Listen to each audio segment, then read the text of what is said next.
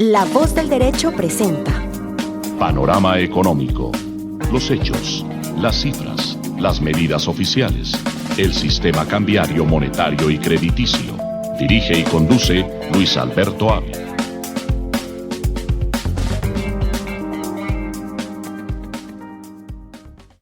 Muy buenas tardes, bienvenidos a Panorama Económico con la dirección general del doctor José Gregorio Hernández Galindo. Como siempre, desde nuestras casas estamos acompañándoles el economista Óscar Lozano, nuestra comunicadora social y próximamente abogada Jimena Charri, Alejandro Velandia, que se integrará en algunos minutos, y Alberto Ávila, quien les habla. En el Control Master los acompaña el ingeniero de sonido Luis Daza. Iniciamos nuestros temas, como es costumbre, en el área internacional.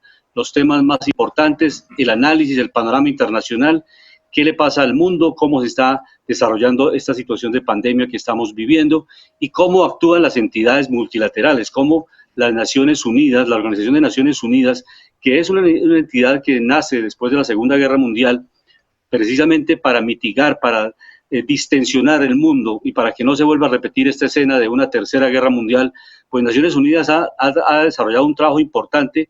Si bien es cierto que tiene críticas por su alto índice de burocracia, por su a veces demora en intervenir en los asuntos fronterizos, en los temas de diferencias de los países. En fin, hay críticas para Naciones Unidas, pero en esta pandemia ha intervenido, ha creado una fundación en Suiza para apoyar con recursos a la Organización Mundial de la Salud y tiene programas importantes dirigidos a la niñez, a las personas con discapacidad, en fin, apropia recursos en su presupuesto para atender a las comunidades más necesitadas en el mundo. Sin embargo, no es suficiente su tarea. Este análisis en unos breves minutos lo hace nuestro economista Óscar Lozano. Muy buenas tardes a los oyentes de Panorama Económico, doctor Luis Alberto Ávila, queridos colegas. Un saludo también para el doctor José Gregorio Hernández Galindo, nuestro director. Con referencia a lo que usted señala en el tema de las Naciones Unidas, pues precisamente esta semana se está conmemorando el 75 aniversario de la creación de la Organización de Naciones Unidas, ONU, que tiene unas características muy importantes. Primero, que es el primer organismo multilateral que se creó en 1945 con la Carta de San Francisco, porque ese fue prácticamente la alternativa para llegar a una paz. Recordemos que en el año 45 se firmó el acuerdo de paz con el cual se finalizó la Segunda Guerra Mundial. Entonces, nació, como les digo, en el año 1945 y empezó a trabajar a partir de octubre 24 de ese mismo año. ¿Cuáles son los pilares fundamentales de la Organización de las Naciones Unidas?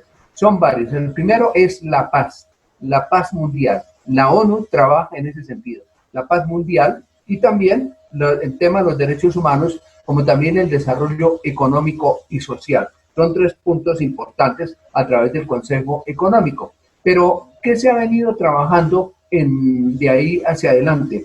Uno de ellos es evitar, como lo decía el profesor Ávila hace unos momentos, evitar otra guerra. En estos momentos que el mundo está con tanta confrontación, de tantos conflictos en el mundo, en el Medio Oriente, en fin, etcétera. Entonces, la ONU ha buscado prácticamente ser como un mecanismo de diplomacia, de acercamiento, de intermediación, si lo queremos llamar así, para evitar las confrontaciones. Jugó un papel muy importante en el paso, en la época de la Guerra Fría, en la confrontación entre Estados Unidos y la Unión de Repúblicas Socialistas Soviéticas entre los años 50 a 1980-85, cuando se firmó se acabó la guerra con la firma de ese protocolo entre el presidente Ronald Reagan de Estados Unidos y el presidente Gorbachev de Rusia, porque en ese momento se desintegró la URSS y se creó la Federación Rusa. La declaración importante, diríamos, que es la Carta Fundamental hoy en día, es lo que tiene que ver con la Declaración de los Derechos Humanos, que representa un avance histórico. Otros elementos importantes son la creación de la CEPAL, que en el año 1950 surgió de la mano del gran economista argentino Raúl Previs, que se dedicó a hacer un análisis sobre la economía latinoamericana. Y adicional a eso, una serie de organismos que se han venido adhiriendo a la ONU, como el caso de la Organización Mundial de la Salud, el caso de la FAO, el caso de la UNESCO, por decir algo, la UNICEF y otros organismos, últimamente la creación de un organismo ONU para la defensa de los derechos de las mujeres. Y también en el tema ambiental ha sido muy destacado lo referente, por ejemplo, desde el año 92, cuando en Río de Janeiro se llevó a cabo la famosa Cumbre en la Tierra, los acuerdos del cambio climático que se han venido estableciendo en París, por decir algo, y hace unos 5 años atrás, en el año 2015. Pero hay algo que preocupa en los actuales momentos y que eso se ha trasladado, ya para cerrar este comentario, entre es el problema que hay, la guerra que hay entre Estados Unidos y China, que está pasando de ser una guerra comercial que, como todos sabemos, se ha venido, digamos, desarrollando desde hace 2 años para acá, y entonces hoy ya prácticamente tiene como escenario en las Naciones Unidas, ¿no? Entonces buscando prácticamente, ya pasa a ser una guerra comercial a una guerra diplomática. Y una característica importante, es la primera vez en la historia que la sesión de las Naciones Unidas, que siempre se lleva a cabo en Nueva York por esta época, con asistencia de más de 190 representantes, es virtual, debido al problema de la pandemia. Entonces todos los países, los representantes, los jefes de Estado, participaron por vía virtual. El presidente Iván Duque participó a través de este medio, a través de este mecanismo, porque era imposible, por problemas de seguridad y de salud, que todos los mandatarios se reunieran en esa magna asamblea para tratar los diferentes temas importantes. Se busca que cada día la ONU tenga un mayor liderazgo, una mayor participación y, más allá de eso, una solución efectiva a los conflictos que agobian el mundo en los actuales momentos. Doctora. Sí, y también esta semana pues, registramos que el dólar está nuevamente repuntando, está pues subiendo la cotización, el precio del dólar, y esencialmente es porque pues no hay una reactivación. Las cifras de desempleo en Estados Unidos y las solicitudes de subsidio para más desempleados pues realmente ha generado nerviosismo, y ya el oro y otros activos no se han convertido en refugio de inversión, y por esta razón el dólar ha venido escalando, subiendo su cotización en el mercado financiero internacional, y pues desde luego está afectando, en el caso nuestro, la economía colombiana, que tenemos que pagar más pesos por cada dólar. Estamos ya acercándonos a los 3.800, y pues realmente esto encarece las importaciones de maquinaria, equipos. Para las personas que van a viajar al extranjero también se encarece la vida, porque si va a trabajar o a viajar y a pagar en dólares o en euros, pues necesariamente no le alcanza para comprar, tener una capacidad grande de compra en Europa o en Estados Unidos para estudiar, para trabajar. Tiene que vivir, trabajar y estudiar y ganar desde luego en dólares en cada país. Igualmente, tenemos una contracción en las remesas, porque la gente que estaba trabajando perdió sus empleos en el exterior y ya no pueden enviar remesas. Por esa razón, las familias colombianas de la zona cafetera, Quindío, Risaralda, que recibían estas remesas, pues ya no las están recibiendo, y es un factor también de empobrecimiento de muchas familias. María Jimena, bienvenida a Panorama Económico en La Voz del Derecho. Muy buenas tardes para todos nuestros oyentes, para nuestro equipo de trabajo.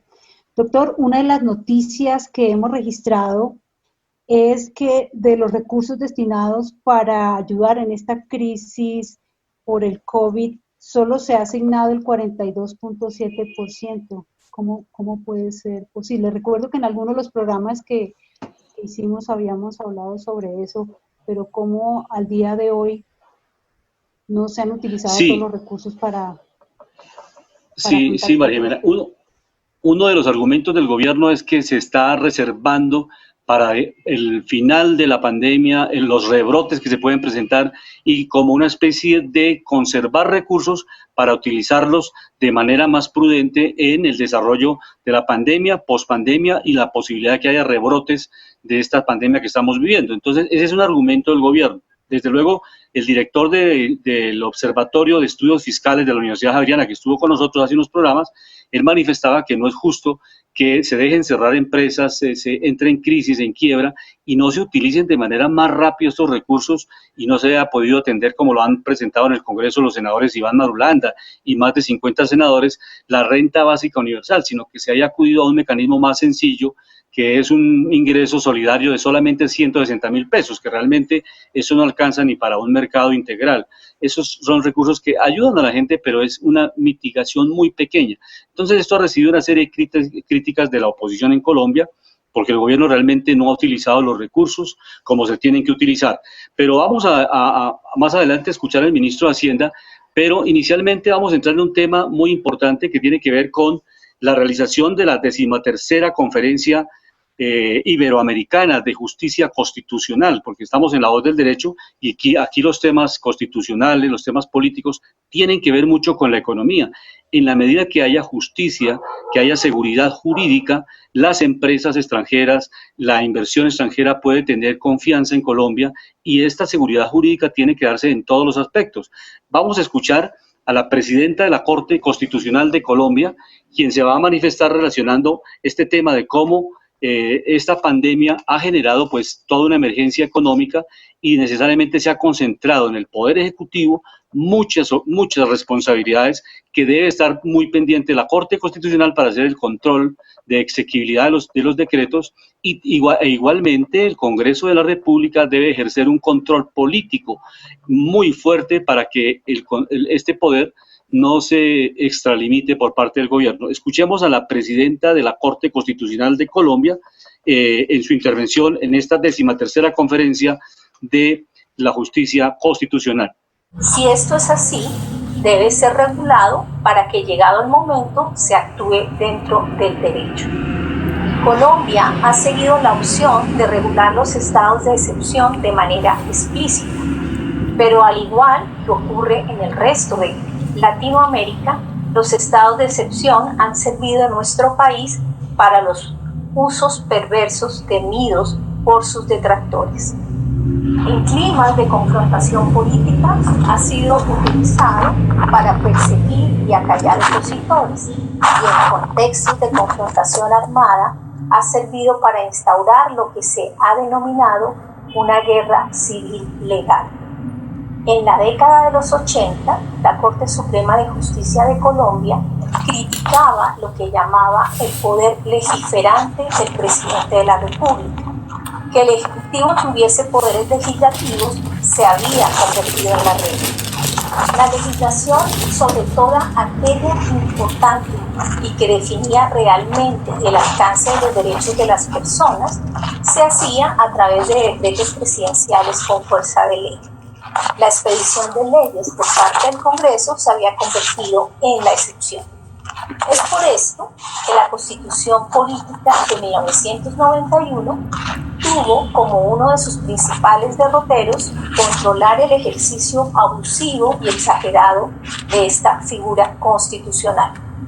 La Constitución del 91 mantuvo la tradición de contemplar explícitamente estados de excepción, pero limitándolos y generando un sistema de frenos y pesos particular y especial.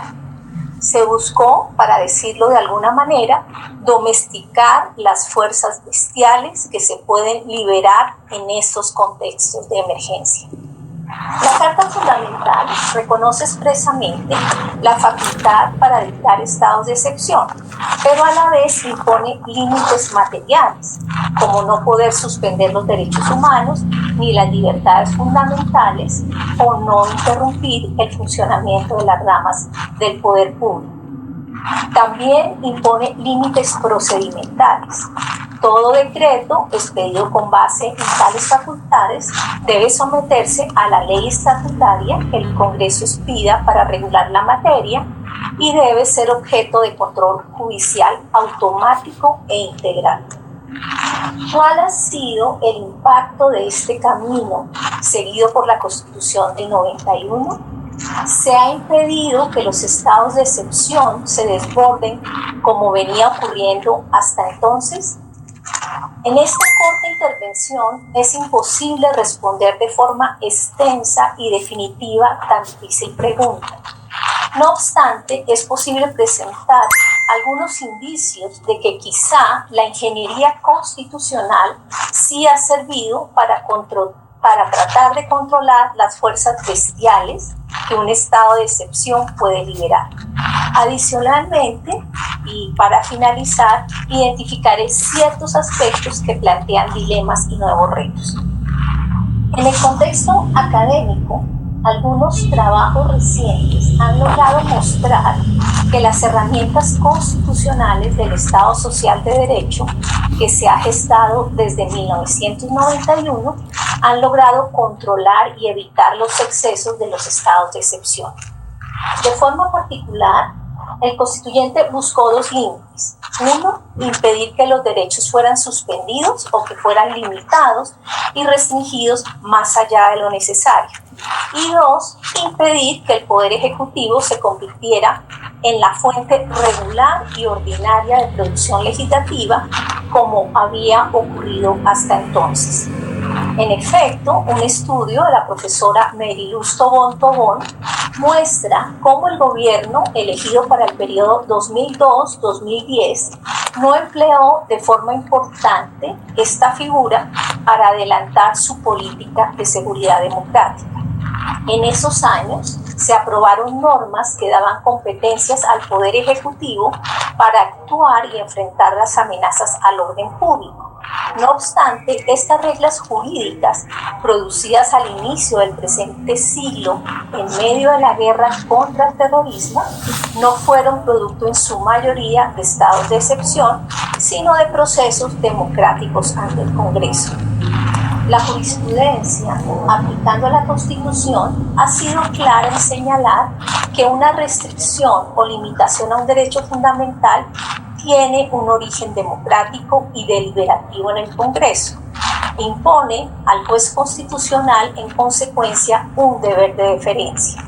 Las restricciones impuestas a los derechos fundamentales a través de leyes democráticamente aprobadas se presumen constitucionales y deben ser las personas en ejercicio de sus derechos políticos las que desvirtúen mediante argumentos ante el Tribunal Constitucional.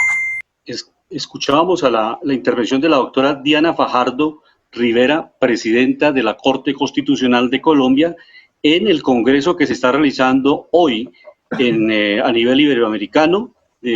Todos los magistrados de las distintas cortes, está participando España, Perú, Argentina, y hay un intercambio de experiencias muy importantes, y hemos logrado esta intervención, estas palabras en las cuales la presidenta de la Corte Constitucional, la doctora Diana Fajardo Rivera, explica cómo en un estado de excepción como el que está viviendo Colombia es necesario que existan los controles para evitar que se presenten desbordamientos en el mandato por parte de los gobiernos y, desde luego, que se mantenga la democracia en los distintos países.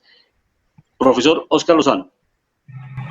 Muy importante lo que acaba de señalar la doctora en el tema, es decir, a medida que hay una mayor cobertura por parte de la justicia en este contexto iberoamericano, pues como lo hemos señalado y lo que ella lo dice, pues lógicamente que se requiere un contexto jurídico muy organizado, pues con plenas garantías, y que eso va a contribuir y va a tener unos efectos positivos en el campo de la economía. Entonces, me parece importante todos estos congresos, todos estos, foros, digámoslo así, de alto nivel jurídico, que le dan una importancia a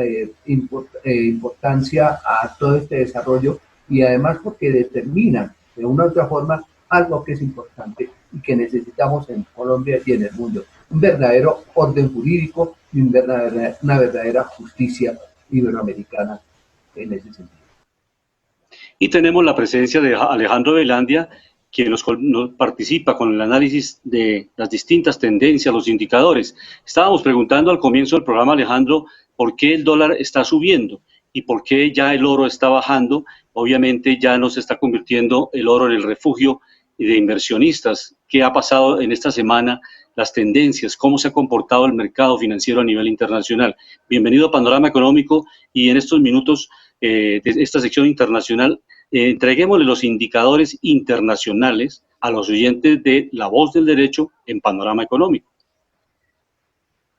Sí, muy buenas tardes a todos primero, mis estimados colegas de panel, nuestro director José Gregorio Hernández Galindo, nuestro ingeniero de sonido y nuestros oyentes que tanto nos escuchan y les interesa cómo es la dinámica de los mercados y la economía y cómo se refleja en la sociedad. Precisamente mirando el dólar, ¿qué fue lo que pasó? La semana anterior, Jimena hacía esa pregunta con el tema del dólar. Y el dólar se nos disparó. ¿Qué fue lo que pasó? O sea, ¿por qué está subiendo el dólar? Y en este momento está cerrando en los 3.827 pesos, haciendo una corrección negativa del 0.69%. ¿Qué es lo que está pasando? Pues hay mucho nerviosismo en el mercado. Hay que mirar también la realidad socioeconómica de Colombia, porque es que la fortaleza de una moneda es un reflejo también de su economía. Recordemos que Colombia sigue importando más de lo que exporta, el aparato productivo está debilitado, sus indicadores económicos se comienzan a debilitar más. Recordemos que Colombia es un gran exportador de petróleo. Llegamos a tener épocas de exportaciones de más de 1 millón de barriles. Hoy en día estamos promediando los 700.000 barriles. Entonces, obviamente, la producción siempre se nos ha caído más de un 30% desde sus niveles más altos. Por otro lado, el precio también de la materia prima ha bajado.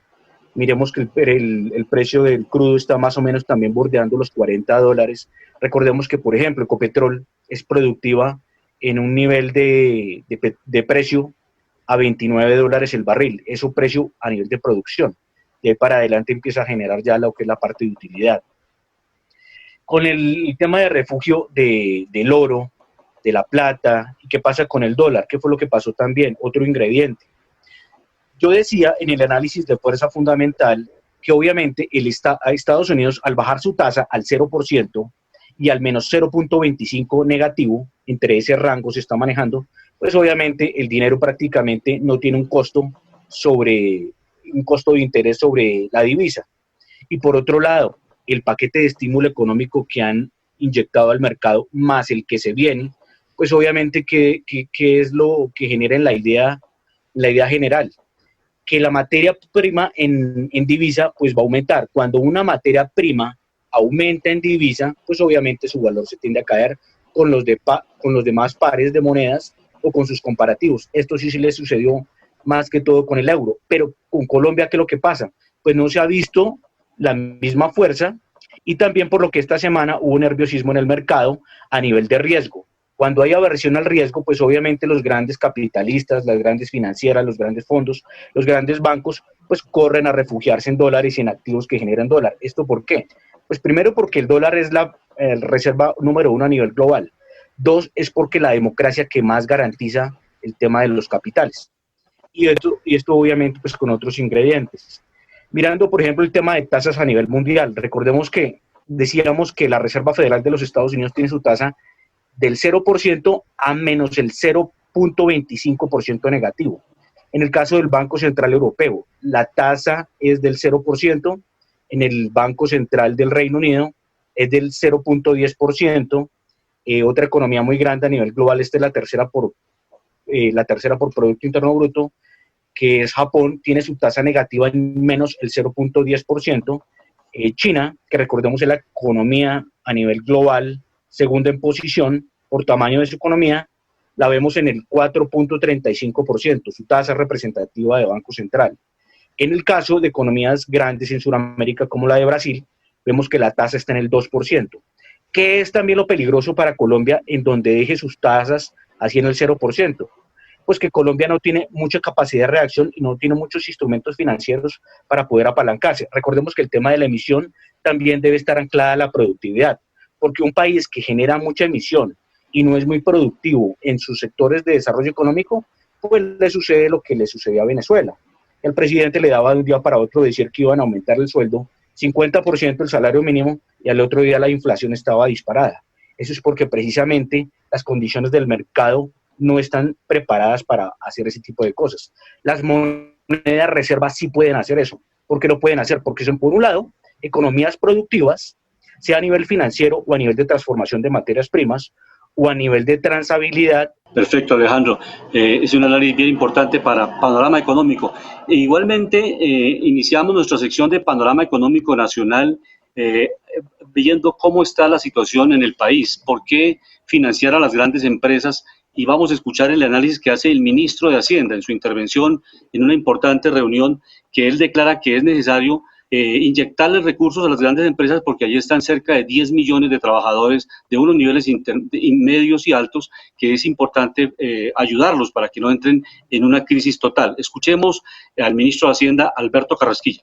Trabajadores que estamos en el sector formal de la economía somos más o menos al finalizar el año 2019 del orden de los 10 millones de personas ocupadas. De esos, si sacamos los servidores públicos, llegaríamos a 8.3 millones. Somos 8.3 millones, o éramos al finalizar el 2019, 8.3 millones de personas. De esas 8.3 millones de personas que eran empleados ocupados en el sector formal de nuestra economía, las microempresas generan 2 millones de empleos, un número inmensamente significativo. Las pequeñas generaron 1.3 millones de empleos y las medianas y grandes 5 millones de empleos. Nosotros, al considerar los diferentes elementos para construir esta política del PAEF, tuvimos en cuenta no el tamaño de las empresas, sino el número de trabajadores afectados por una eventual cierre o por una eventual quiebra o por una eventual dificultad económica más adelante. Contributivo entre pequeña, mediana, gran empresa tiene que ser una discusión respecto de dónde están los empleos. Y la realidad es que en el sector formal los empleos están en esas empresas medianas y grandes. Por lo tanto, no es sorprendente esos cuadros que sugieren que una suma muy importante de recursos se destina a esas empresas más grandes. Las palabras del ministro de Hacienda y que desde luego han sido controvertidas por la Asociación Colombiana de Pequeños y Medianos Empresarios, como lo hemos tenido acá en el programa también, que ellos reclaman que los pequeños y medianos empresarios conforman el núcleo más grande de trabajadores en Colombia. Cerca del 90% son pymes, pequeñas y medianas empresas, y pues desde luego las grandes empresas también requieren recursos. Este es un análisis que realmente en Panorama Económico lo hacemos desde las dos miradas, cómo los pequeños y medianos necesitan recursos para salir de la crisis, para no dejar que las empresas se quiebren.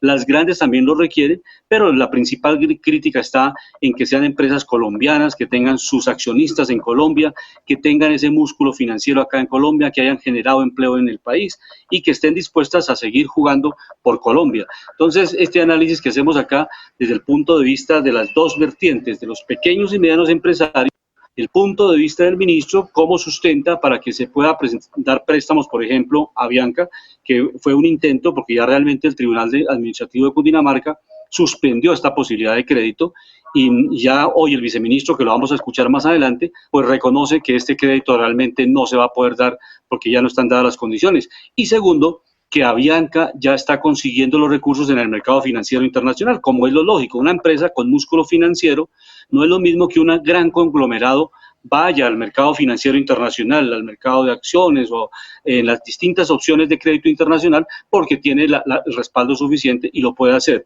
Entonces ya Avianca está acudiendo a estos mecanismos y parece que no va a necesitar de los recursos nacionales, que será muy importante porque esto libera para que el fondo de emergencias, el fondo que creó el gobierno, pueda utilizarse para el apoyo a las empresas que trabajan en el sector salud, en la seguridad alimentaria, en la modernización y el apoyo al sistema educativo en el país. Tantas necesidades que están insatisfechas en las carreteras terciarias, en fin, hay muchas necesidades en el país represadas para que la economía de manera integral pueda empezar a reactivarse de abajo hacia arriba, y no lo contrario, activar arriba y que abajo después tenga una respuesta.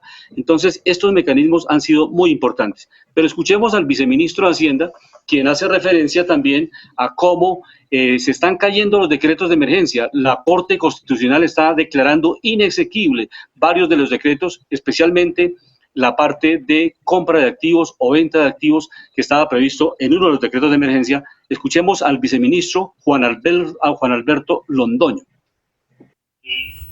El crédito de Avianca no se cayó por el eventual crédito de Avianca, no se cayó por un mal diseño de los decretos. Lo segundo que tengo que decir es, cuando nosotros prevemos y miramos los efectos que puede tener una emergencia como la que estamos viviendo, que todos hemos vivido en carne propia lo duro que ha sido este confinamiento, el golpe tan grande que ha tenido la economía, nosotros previmos unos mecanismos de salvamento de las empresas. Aquí salvamos las empresas. Lo que no nos están diciendo es que tengamos que salir a venderla rápidamente, sino que tenemos que hacer un proceso de ofrecérselo al sector solidario y de cumplir con los requisitos para la venta que tiene la ley 226. Pero nosotros consideramos, si ustedes miran, que se expidieron más de 100 decretos de la emergencia que han dado resultado. Vemos como el ingreso solidario, que es el mayor programa social que se ha creado en Colombia en los últimos años, en el que llegamos a más de 3 millones de hogares con unos recursos que no tenían, fue declarado exequible. Todo el auxilio al pago de los salarios por parte de las empresas fue declarado exequible. Algunos, pues, con diferencias en los criterios de atender la emergencia por parte de la Corte, dijeron que no cumplían con los requisitos, pero el grueso de la emergencia y de atender la salud y las personas vulnerables y las empresas del país ha sido declarado exequible, y creemos que ha sido bastante exitoso en el atender la emergencia de la mejor manera. Vamos a presentar un proyecto de enajenación de activos.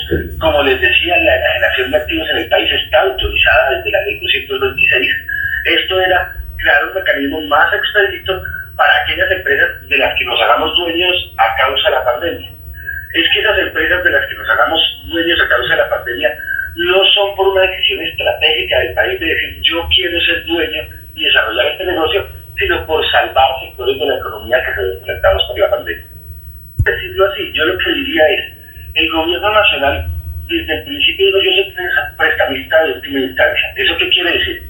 Que si Avianca consigue el crédito en otras personas, en otros prestamistas, pues la nación no entraría. Y lo segundo, que es muy claro, es que bajo una acción popular está suspendida cualquier posibilidad de que el gobierno en este momento participe del crédito, y nosotros pues somos absolutamente respetuosos de las decisiones judiciales, presentamos los recursos que fueran necesarios, pero en este momento nosotros no tenemos posibilidad de participar en ese crédito por razón de la acción popular, con la claridad de que si Avianca consigue que los prestamistas externos llenen todas sus necesidades de recursos, pues no sería necesario un crédito por parte de la nación. Son la intervención del viceministro de Hacienda, Juan Alberto Londoño, en Panorama Económico, en La Voz del Derecho, intervención que hizo en el día de hoy, expresando cómo ya están, dijéramos, reversando esta decisión de política económica de no tener recursos para Avianca, porque realmente esta compañía ya está consiguiendo recursos en el exterior. Y para mirar la balanza comercial de Colombia, cómo está nuestra estructura, porque el profesor Eduardo Sarmiento, que también ha estado acá en Panorama Económico, que ha sido decano de la Facultad de Economía de la Universidad de los Andes, director del Centro de Investigaciones de la Escuela Colombiana de Ingeniería, uno de los puntos importantes con los cuales hemos venido durante muchos años coincidiendo con el profesor Eduardo Sarmiento en la Academia Colombiana de Ciencias Económicas, en la Sociedad Colombiana de Economistas, en la Asociación Colombiana de Economistas Consultores, hace referencia a la estructuración, o sea, cómo el país tiene que disminuir, ojalá llevar a cero el déficit en la cuenta corriente. ¿Qué quiere decir eso? Que Alejandro lo ha venido comentando, que nosotros tenemos mayores importaciones y menos exportaciones. Esto es un reto muy grande. En la medida que tenemos una devaluación, podríamos tener mayor competitividad en el mercado internacional, pero no lo hemos logrado. ¿Cómo está la balanza comercial, profesor Óscar Lozano, en breves minutos para Panorama Económico? Sí, de acuerdo a lo que usted señala, doctor Ávila, algo muy importante, pero déjeme decirle un datico a nuestros oyentes. La OIT, la Organización Internacional del Trabajo, ha informado que por culpa de la pandemia se han perdido más de 80.000 empleos en América Latina. Algo preocupante, y que si no se toman los correctivos necesarios, esta situación puede empeorar en un mediano plazo. Pero como usted lo señala, el problema grande que tiene Colombia de nuestra economía es el déficit en balanza de pagos y en cuenta corriente. Pero expliquemos qué es eso, qué representa. Primero que todo, la balanza comercial es la diferencia entre exportaciones e importaciones. Nosotros tenemos desde vieja data, esto no es nuevo, desde los años 50 y más atrás, siempre hemos tenido un déficit. Es decir, aumentamos más el volumen de importaciones, compramos más, gastamos más, pero vendemos menos. Entonces eso nos genera un hueco fiscal, un déficit tanto en cuenta corriente, en ingresos y gastos, y un déficit en la cuenta comercial. Pero miramos algo muy importante para en resumen. El DANE ha sacado una serie de estadísticas y sobre esos elementos el gobierno nacional busca incrementar para lo que queda de este año en 9.600 millones de dólares para buscar alternativas e ir solucionando esa brecha, de esa diferencia tan grande, tan abismal que hay entre importaciones y exportaciones. El comercio exterior hasta la fecha, a julio de este año, está en 17.772 millones de dólares. Entonces tenemos prácticamente 17.000, busca el gobierno 9.000 para cerrar este año en un promedio de 26.000 millones de dólares, 25.990 a 26.000 millones de dólares. El plan se centra en 134 bienes y servicios que en este grupo pues busca alcanzar esta cantidad que les acabo de anotar. Pero buscando cómo lo va a hacer y cómo hay que hacerlo realmente. Recordemos que exportar es buscar alternativas, generar empleo y competitividad y hacer presencia en los mercados. ¿Cuáles son las oportunidades? Los mercados. Otro, los canales para poder generar crecimiento. Un punto importante, se han identificado 3.526 compradores de 57 naciones para incrementar negocios con 1.911 empresas. ¿Cuáles son los productos de exportación o lo que se llama ejes de exportación? Son las agroindustrias, un renglón muy importante en el país que no se ha venido explotando debidamente, que eso puede generar muchos empleos. La industria metalmecánica, la industria química, los alimentos, productos como los aguacates, el aceite de palma africana, el banano y el café. ¿Y cuáles son los departamentos que tienen esa posibilidad? Bogotá, que aporta el 25% del Producto Interno Bruto, Valle del Cauca, Santander, Cundinamarca, la costa atlántica, en especial el departamento del Atlántico, que ellos concentran un promedio de 1.579 empresas que representan un 83% del total de productividad en el país. Muy importante. ¿Cuáles son los mercados externos? Los mercados externos son Estados Unidos, que dicho sea de paso es con quien Colombia tiene de vieja data una relación comercial muy fuerte. La balanza comercial representa el 28.2%. Tenemos también alternativa en la Alianza del Pacífico. Esa Alianza del Pacífico la integran países como México, Perú, Chile y Colombia, con el fin de acercarse, esta Alianza del Pacífico que nació en el año 2011, acercarse a los países que integran lo que se llama la ASEAN, la Asociación de Estados del Sudeste Asiático, Brunei, Singapur, Vietnam, en fin, etcétera. Y también se encuentran otros posibles compradores, cuáles son la Unión Europea, donde Colombia tiene buenas relaciones con Europa, con países como Alemania, como Italia, como Francia, España, Corea del Sur, con el cual Colombia tiene un tratado de libre comercio, la India, con el que han establecido buenas relaciones comerciales, Japón, con quien tiene un proyecto de establecer de firmar un tratado de libre comercio, y los Emiratos Árabes, que desde hace un año para acá estableció el gobierno relaciones diplomáticas y comerciales con esta nación. Esto representa prácticamente el 28.3% de las exportaciones colombianas. Pero miremos para terminar que China, por ejemplo, tiene un papel muy importante en la balanza comercial colombiana. Hace algunos años China no aparecía, era el 1%. Hoy en día representa el 10% de las exportaciones colombianas. Es el segundo país con el cual Colombia tiene negocios. Y miren que eso se está dando, por ejemplo, en el caso de las inversiones en el tema del metro, en la Ruta del Sol, en inversiones en otros sectores de la economía, donde para algunas naciones China es un peligro, pero el gobierno de Colombia lo ha mirado desde otro punto de vista, es muy respetable. Encontramos también países con el cual Colombia tiene una balanza comercial positiva, el caso de Ecuador, el caso de Panamá, el caso de Chile, muy importante el Tratado de Libre Comercio que Colombia firmó por allá en el 2010 con Chile, que es muy bueno para Colombia en las inversiones y es el que le viene generando un superávit. Es decir, de todos los tratados de libre comercio que ha venido firmando Colombia, yo diría en mi concepto que el que tiene mejores perspectivas con Chile. ¿Y por qué? Porque es que Chile fue el forjador con Colombia de lo que se llamó en el año 70 el Pacto Subregional Andino, que hoy en día se traduce en la Comunidad Andina de Naciones. También encontramos que Colombia tiene negocios con Italia en un 3.6%, con México en 3.2, pero con México tenemos balanza deficitaria y lo mismo con Brasil. Y un punto importante, Sobre el tema de las importaciones, ¿qué está importando Colombia? Importa Colombia lo que tiene que ver con productos de telecomunicaciones, confecciones, productos químicos, hierro, acero, artículos eléctricos, productos farmacéuticos, que provienen de la economía norteamericana en un 20%, y también tenemos un déficit de balanza comercial con países como China, como México, con Brasil, con Alemania, y el superávit, como lo decía en un principio, con países como Panamá, también aparece Turquía, por citar un ejemplo, y esto representa un margen, digamos, en términos generales, que tenemos que corregir. Y por último, en la producción, el aumento de las exportaciones de café, que es necesario que el café, que fue el renglón más importante de nuestra economía en años anteriores, por allá en la década de los 70, cuando se presentó la bonanza cafetera, vuelva a darnos un empuje, porque la producción de petróleo, los barriles de petróleo han decaído, y eso ha generado una situación, como nos dimos cuenta en el año 2016, cuando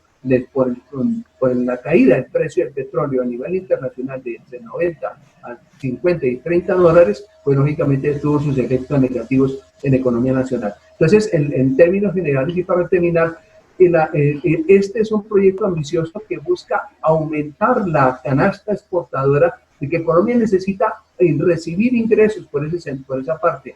Y también por otro lado, el turismo es una fuente generadora de divisas.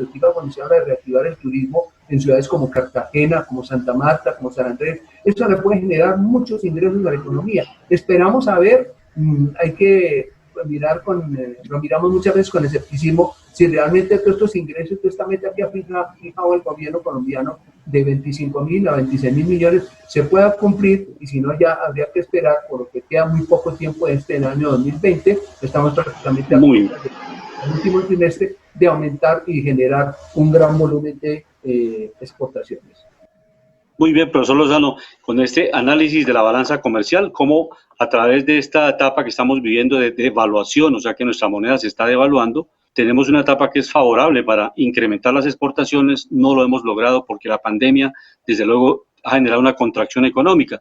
Y hay unos elementos de choque de la economía internacional también. Esta guerra comercial entre China y Estados Unidos, y la Unión Europea, pues genera también una contracción económica que no es fácil de manejar por un país como el caso de Colombia. Vamos a los indicadores con Alejandro Velandia, indicadores nacionales, cómo se han comportado en esta semana, que ya estamos llegando al final de septiembre. Sí, recordemos que indicadores importantes en la economía colombiana, y hablando obviamente de los indicadores que íbamos a hablar en panorama internacional, recordemos que las materias primas para Colombia son muy importantes, sobre todo en el caso de los hidrocarburos, tema de petróleo, gas y también minerales como el carbón. Miramos, por ejemplo, recordemos que el dólar es de las monedas más devaluadas, el peso colombiano es de las monedas en Sudamérica y en Latinoamérica más devaluadas en esta pandemia. Y esto, obviamente, ¿por qué es? Pues aparato productivo. Si Colombia no refuerza su aparato productivo, pues obviamente su moneda se debilita. Lo que comentaba mi estimado colega Luis Alberto, es importante siempre y cuando, o sea, que la moneda esté evaluada, porque eso ayuda a la competitividad financiera de los productos, pero eso ayuda siempre y cuando el país reactive el aparato productivo. El aparato productivo no se reactiva simplemente con políticas de que vamos a hacer desarrollo, innovación, sino financieramente también se debe articular. Recordemos que Colombia ha subido mucho impuesto en muchos sectores de la economía, en muchos sectores del consumo, entonces esto hace que precisamente esta carga tributaria vuelva al aparato económico muy pesado y lo vuelva lento. Los ejemplos de los países desarrollados que nos dicen, hay que generar competitividad no solo a través de la innovación y el desarrollo, sino a través del buen manejo financiero de los estados, esto a través de los gobiernos, de las ayudas, porque las ayudas deben de generar es producción, no manutención, que es precisamente lo que nos llevan a los casos de éxito de los países como algunos de Europa, que son los del norte, y algunos países de Asia, recordábamos Singapur y otros. Estamos mirando los temas importantes a nivel de materias primas. Mirábamos el caso de el WTI, el crudo WTI, está cerrando los $40 con 22 centavos, subiendo levemente el 0.73%. En el caso de la categoría crudo Brent, lo vemos en los $41 con 81 centavos, subiendo levemente el 0.10%.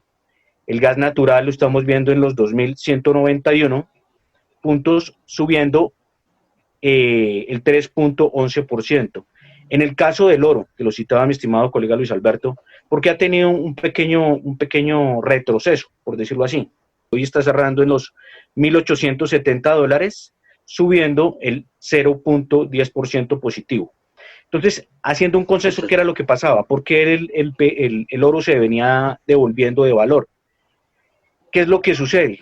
Pues como hay muchos países que ya empezaban a abrir sus economías, pues ya el nerviosismo había bajado un poco y se había empezado a trasladar precisamente activos también, que es otro refugio, que es al dólar, precisamente por la aversión al riesgo que había en cuanto a las economías y el desarrollo, porque es que hay unas economías que se están mirando que están más afectadas que otras, por eso es que algunas monedas se están devaluando mucho.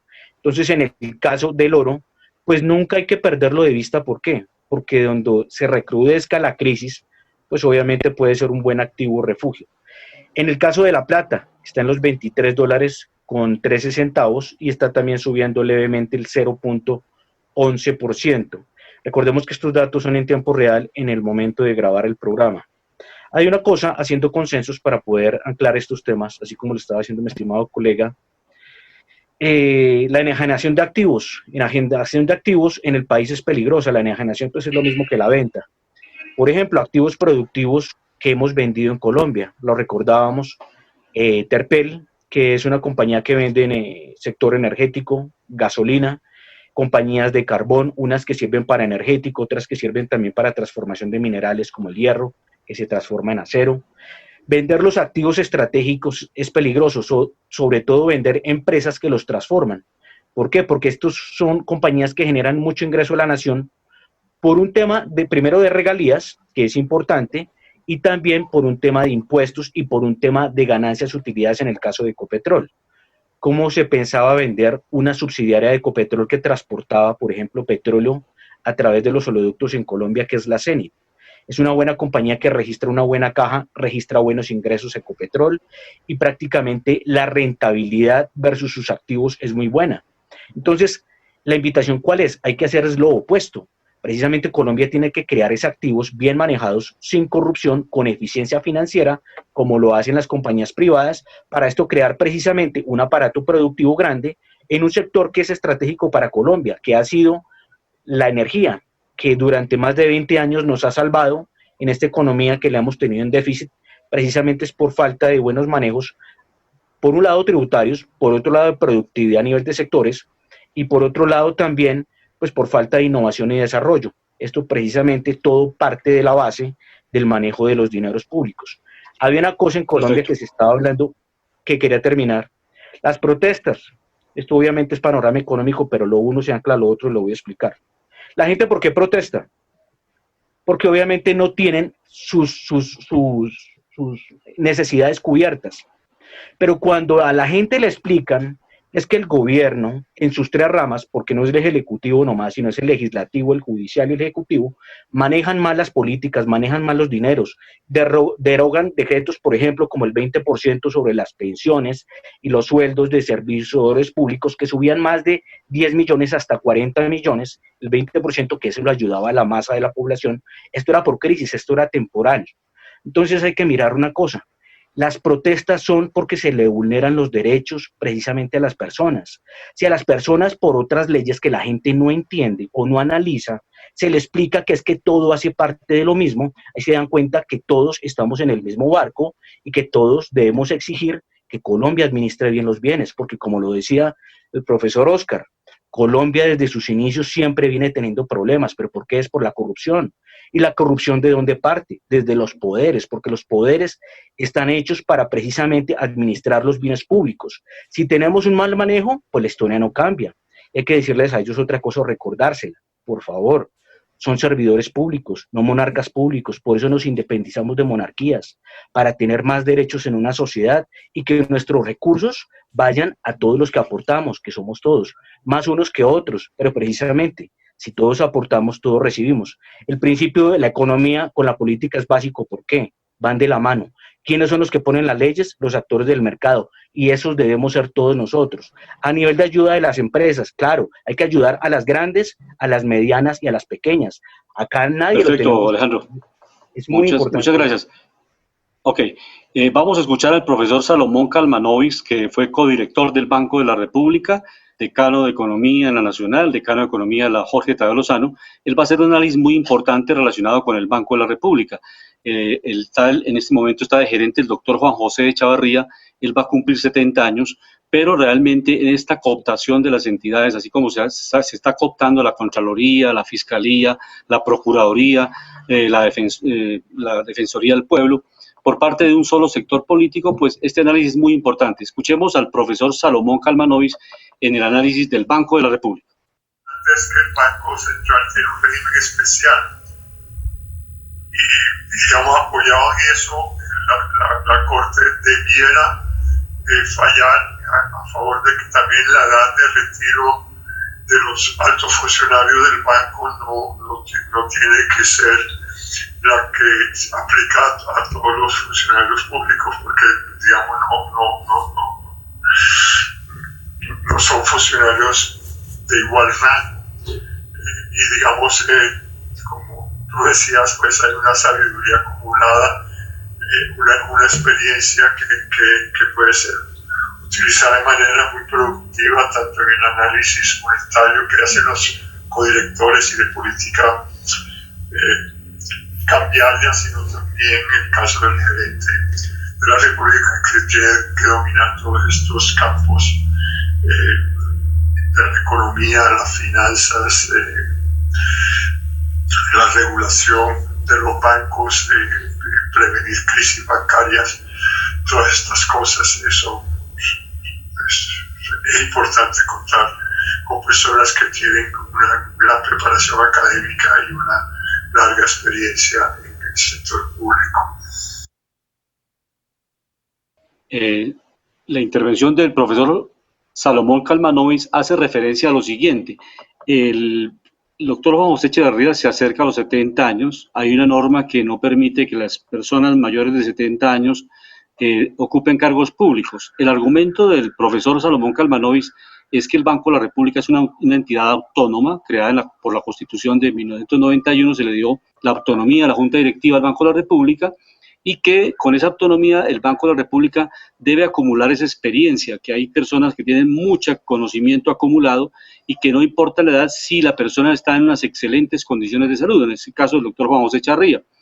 Lo que advierte el profesor Kalmanovic, que es uno de los mejores historiadores económicos del país, es que hay un apetito, un deseo de pasar del Ministerio de Hacienda a la gerencia del Banco de la República por parte del doctor Alberto Carrasquilla, que él pase a ser gerente del Banco de la República, y que uno de los movimientos que se hicieron es que el actual viceministro, el doctor Zárate, el viceministro técnico de Hacienda, era miembro de la Junta Directiva del Banco de la República. El doctor Carrasquilla lo lleva de viceministro y obviamente gana un puesto en la Junta Directiva del banco para ir asegurando la mayoría de los votos, que son 7 integrantes, y si una persona tiene 4 votos, puede ganar la gerencia del Banco de la República. Desde luego tiene la posibilidad el doctor Juan José Echavarría de que sea reelegido por otro periodo, como lo ha hecho también en el pasado otros directores. El caso de Urrutia, el doctor Urrutia, que estuvo varios periodos, y así sucesivamente personas muy técnicas que han estado en varias etapas en la gerencia del Banco de la República. Ese es el argumento central para que se abra la posibilidad de que, a pesar de la edad que tiene el doctor Juan José Echavarría, pueda estar un segundo periodo por 4 años para que se mantenga una independencia del Banco de la República, porque en el caso de que llegue el doctor Alberto Carrasquilla, quedaría todo cooptado por el gobierno y no habría una junta directiva independiente del Banco de la República y un gerente con autonomía, sino que tenga mucha conexidad con el Ejecutivo, así como está pasando con la Contraloría General de la República, con la Fiscalía y también con la Defensoría del Pueblo. Esos son los elementos que analiza el profesor Salomón Kalmanovic. María Jimena Charri, en Panorama Económico.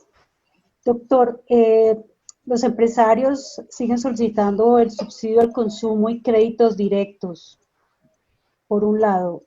Y por otro lado, también los comerciantes proponen que haya otra nueva fecha para el día sin IVA. ¿Será que esto sí va a reactivar la economía? ¿Y de qué dependerá que estos créditos directos sean aprobados? Porque la queja de muchos es que pese a lo que dice el gobierno, los bancos no lo están haciendo. Y los bancos dicen que ellos tienen la facultad para decidir si dan los créditos o no. Pese a que es algo que una orden que ha dado. Hay una cosa importante que me gustaría complementar ahí con lo que dice Jimena. Hay una cosa que responde de pronto mucho a eso, que aquí tengo un dato precisamente.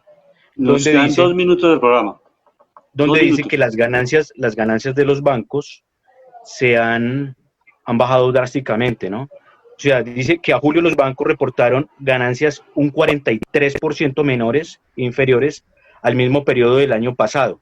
¿Esto qué nos quiere decir? Que la industria financiera también está sufriendo. Y como la industria financiera está sufriendo, obviamente ellos tienden a entrar en números rojos. Y en números precisamente de lo que pasa, se empiezan a ir a las aseguradoras por el tema de las deudas, que empiezan a irse al tema de impagos. Entonces hay una cosa muy importante acá. Todas las cosas son importantes siempre y cuando, lo que yo decía hace un tiempo, no se maneje el país de forma populista, sino que se entienda que por constitución, por desarrollo de sectores económicos, la ayuda vaya a todos los sectores, pero que no sea una ayuda que sea un regalo y que se la consuman porque es un dinero que se pierde en el sistema, sino que precisamente sea un dinero que vaya a crear activo productivo, que es lo que nos han enseñado países, precisamente hablando del Plan Marshall, que lo citaban mis estimados colegas. Ahí no se pusieron a dar plata para calmarle el hambre a todo el mundo, aunque es importante generar las ayudas. No estoy diciendo que no se generen las ayudas, pero la ayuda más importante es fortalecer el aparato productivo. Las compañías alemanas en la Segunda Guerra Mundial y en Japón reactivaron su aparato productivo y llegaron a ser las economías después las más importantes del mundo por productividad. Esto respondiendo a eso. Y otra cosa, la tasa de interés de Colombia, recordemos que está en el 2% por parte del Banco Central de la República. Si esa tasa también la bajamos mucho, también puede ser muy peligroso, porque hay algo que también salva de cierta forma las economías cuando balancean su tasa, que es que también hacen valorizar su economía, porque una moneda muy devaluada también es peligroso, porque Colombia no produce maquinaria, ni ciencia, ni tecnología, que la necesitamos para desarrollar el aparato productivo. Perfecto. Sí, hay muchos conceptos en esa materia y el exministro de Hacienda en esos días, el doctor Juan Carlos Echeverry, estaba expresando su punto de vista. Él mantiene la tesis de que se puede bajar la tasa de interés todavía por lo menos en 100 puntos y es factible que llegue a un punto la tasa de interés del Banco de la República. Otros economistas han venido planteando, como el caso de Jorge Iván González, que estuvo con Panorama Económico, que podemos perfectamente, no hay ninguna situación que nos restrinja llevar la tasa a cero, que es una posibilidad para bajar los costos y esa tasa de intermediación que se maneje en 7, 8% y podamos adjudicar crédito abierto al 10%, al 12%. Eso lo hemos repetido en varios ejercicios. Un país no es productivo si tiene costos financieros extrambóticos, porque no puede un muchacho, un joven universitario que sale a crear una empresa que le da el 12, el 14% anual y tiene créditos del 28, del 30% anual. Eso no es una economía productiva. Aquí lo hemos expresado también la necesidad de crear una banca de fomento estatal en las ciudades y hay varias alternativas. Una es que Bancoldes baje al primer piso y le preste directamente a los empresarios y evitemos la intermediación. Y desde luego compartimos con Alejandro, tenemos que consolidar al sistema financiero, pero el sistema financiero no puede devorarse al aparato productivo porque se termina con la gallina de los huevos de oro. El sector productivo es fundamental para el sistema financiero. Entonces, en la medida en que baje la tasa de interés de colocación, irriga más crédito, tiene menos riesgo, y obviamente estamos produciendo más, lo mismo que dice Alejandro, necesitamos ser una economía productiva, exportadora, pero para producir más tenemos que bajar los costos de producción en todas las áreas. Estamos de acuerdo en impuestos, en costos de transacción, en en peajes más económicos, en menos costo de la luz, de la energía, para que las empresas puedan producir más. Y en eso, Jimena, tenemos que buscar una convergencia. Este es un país de todos y los distintos puntos de vista los recibimos en Panorama Económico.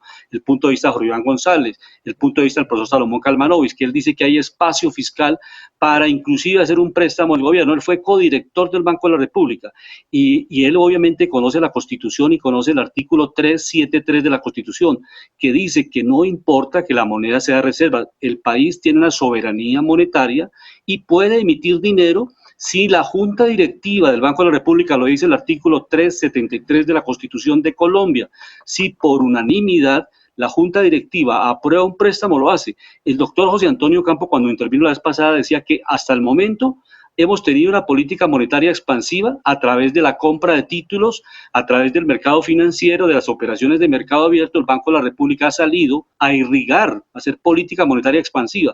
Y la siguiente fase de la política monetaria expansiva es la que ha hecho la Reserva Federal de los Estados Unidos. Y hay que correr ese velón. No es cierto que la moneda colombiana no tenga soberanía.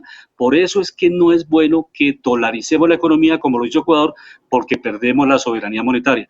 Este es un principio fundamental que comparte Juan Carlos Echeverri, exministro de Hacienda, que es neoliberal, y otros economistas heterodoxos, que como Salomón Calmanovis, como Jorge Iván González, ya están coincidiendo. El profesor Mauricio Cabrera, en días pasados, en distintos medios de comunicación, en una columna que escribió en un gran periódico del país, expresaba la necesidad de hacer una emisión primaria de 30 billones, con B larga, o sea, 30.000 millones de millones, para salvar la economía.